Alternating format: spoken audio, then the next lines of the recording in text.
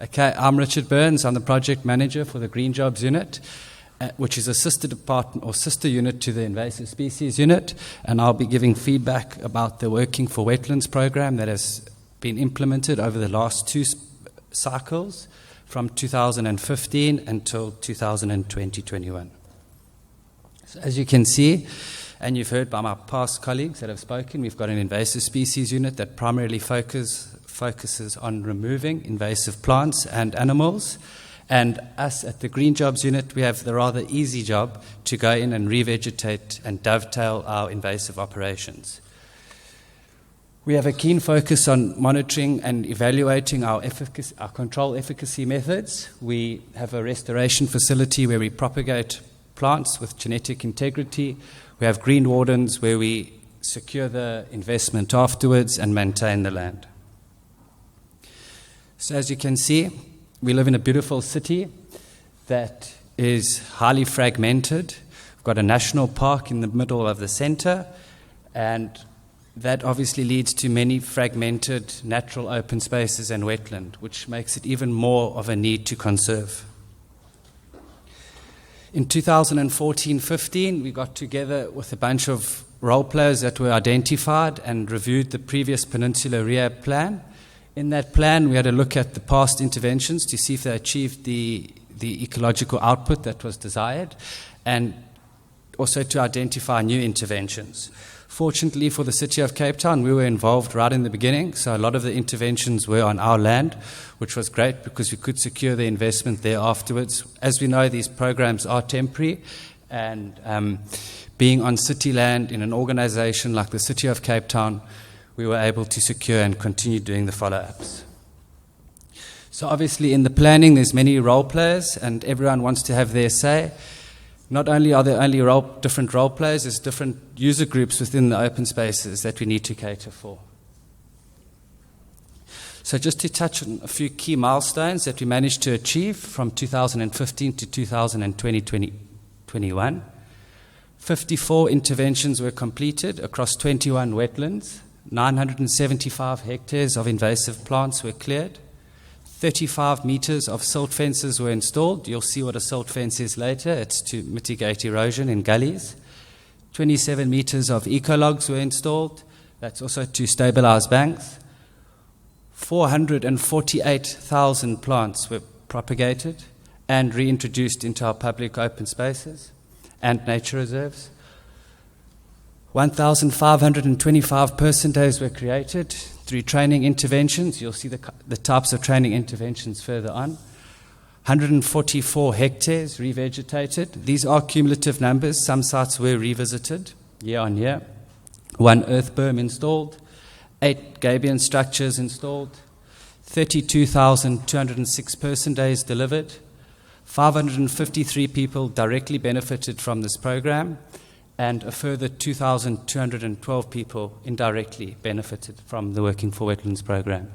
How we get to those stats is through the census on the participants report that we are required to submit, and participants fill in information in terms of how much beneficiaries are benefiting from one salary. And on average, we noted that for every salary being earned in the EPWP program, there were 4 people at home benefiting off it. So how do we achieve all those milestones and propagate those plants? We first go out to site where we've identified the area that needs to be rehabilitated. We'll collect cuttings, bring them back to our restoration facility, upskill individuals from the community, train them on how to take the cuttings, train them on the soil composition that needs to be made up, train them on what rooting powder needs to be used, and the plants would then go into our restoration tunnel. Where the climate is controlled, there's heating pads on the ground to stimulate root growth, and over there, which looks rather small and hard to believe, but that's the start of 70,400 plants being propagated, with a key focus on 14 species. We'll try and keep the species low because obviously we need numbers to plant out. And if we focus on the highly endangered plant species that are more difficult to propagate, we obviously won't get such numbers. So at a later date, we do intend to reintroduce the more rare species. So they spend about a month in our restoration tunnel until the roots start to come through. There they are moved out into our restoration facility under shade cloth, where they are hardened up to experience similar conditions what they'll be experiencing in the veld. Again, that's just our restoration facility. Just like to highlight how it's a long process. It's not an overnight intervention. These plants were done from the previous year, and so they're about a year old, and they're just about ready to go out into our public open spaces.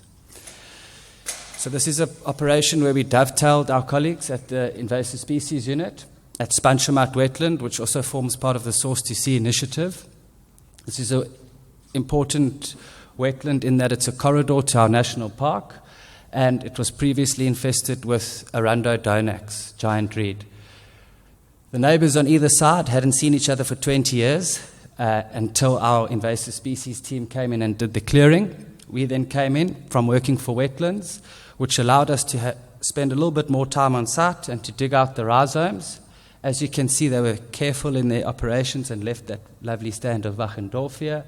And literally within a year, you've transformed a wetland. You've brought back a lot of indigenous species that were previously found there, but obviously through the invasive species were outcompeted and no longer were allowed to proliferate.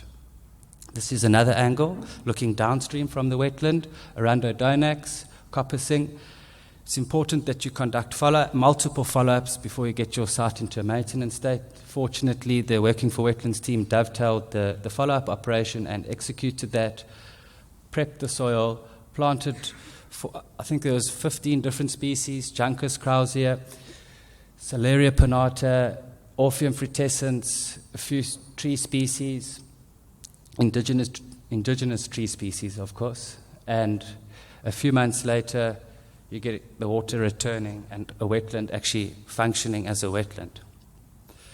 Kirstenhof Reveg site, which is an important breeding site for the western leopard toad.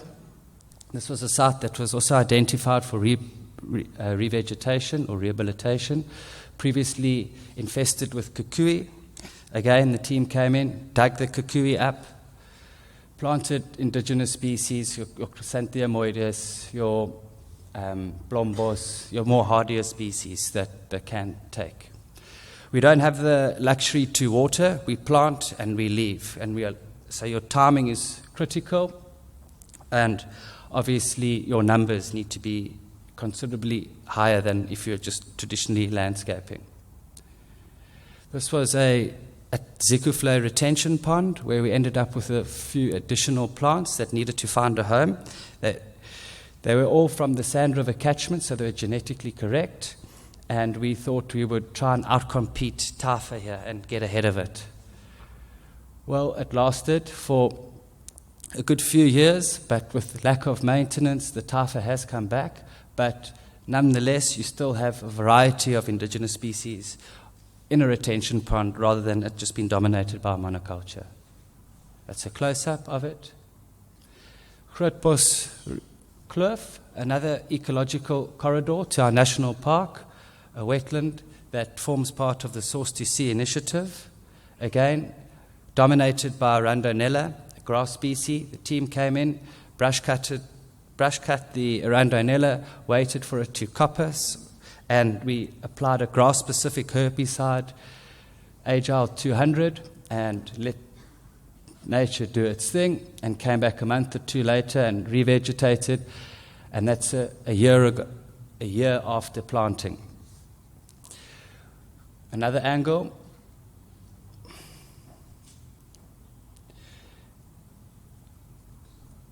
We have partnerships with friends groups that maintain the area afterwards. So a few key lessons that we've learned. Timing is crucial to your success of your reveg. You can't plant in the middle of summer and hope to get a success story.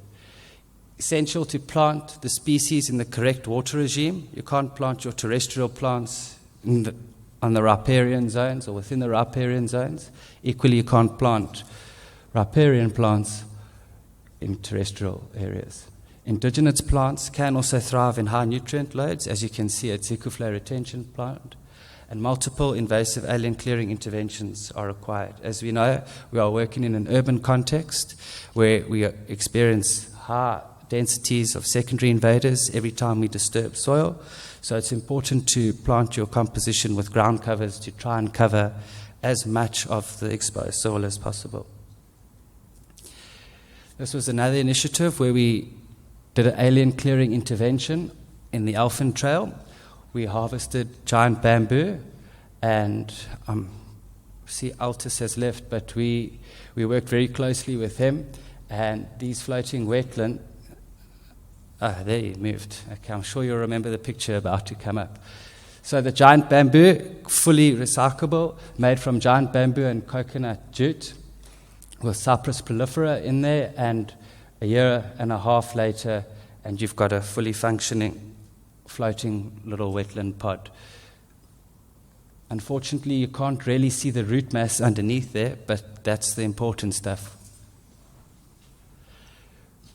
That's the picture I was referring to, Altus, where we tried to introduce these floating wetlands into Sonnestral Dam, but unfortunately, with the high density of Egyptian geese, we did not get too much success. The plants probably were there for about an hour or two before the Egyptian geese started taking them out. So these are the challenges that we can't always control. Again, alien clearing in Khayelitsha. You can't really see this image, but there you can see Google was watching us as we were making good progress, and unfortunately, due to urbanization and land invasions, we lost that investment. The reason why I put that slide in is just highlights the two biggest drivers to biodiversity loss around the world, and that is obviously urbanization and invasive species. Through the program, we were fortunate enough to do some really meaningful training. This is the participants being taught on how to mix and batch concrete. This was a practical site. Mr. Tafeni standing on the gabion, looking a lot younger. As you can see, a lot of debris coming down from the Prince Castile stream, getting lodged into the gabion baskets, and obviously that reduces the basket's lifespan. So the team were applying the skills that they learnt, putting up shutter boards, mixing and batching the